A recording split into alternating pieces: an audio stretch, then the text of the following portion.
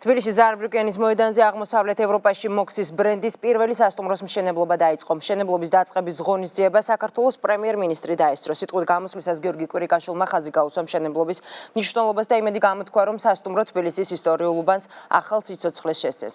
მისივე განმარტებით ახალი სასტუმრო განთავსებული იქნება უბანში, სადაც საქართველოს მთავრობა თბილისის მერიასთან ერთად ახორციელებს პროექტს ახალი თბილისი. პროექტით გათვალისწინებულია მრავალფუნქციური კომპლექსის მშენებლობა, სადაც განთავსდება თანამედროვე სტანდარტებით აღჭურვილი 130 ნომრიანი სასტუმრო მოქსი, ასევე საოფისე, სავაჭრო და საზოგადოებრივი კვების სივრცეები. მშენებლობა კი 2017 წლის ბოლოს დასრულდება.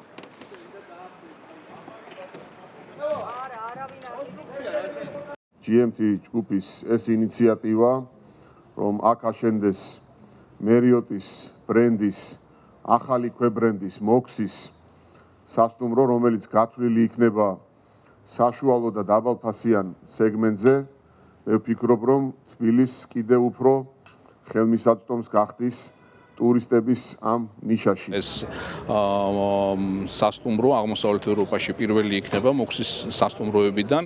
აგრეთვე ამ კომპლექსში შევა საოფისე ფართი, მაღალი კლასის, სავაჭრო ობიექტები და საზოგადოებრივი კვების ობიექტები. ეს წარმოადგენს ისეთ მნიშვნელოვან ინფრასტრუქტურას, რომელიც ჩვენთვის არის ძალიან მისასალმებელი. ასევე მინდა გითხრათ, რომ ეს დამთავრდება წელიწად ნახევარში ამ სასტუმროს მშენებლობა და მოექცევა და ძალიან კარგად ჩდება იმ პროექტში, რომელსაც ჩვენ ვახორციელებთ აღმაშენებლის მეორე ეტაპზე და მშრალ ხიდზე, ასე რომ ეს ერთობლიობაში იქნება ძალიან მისასალმებელი.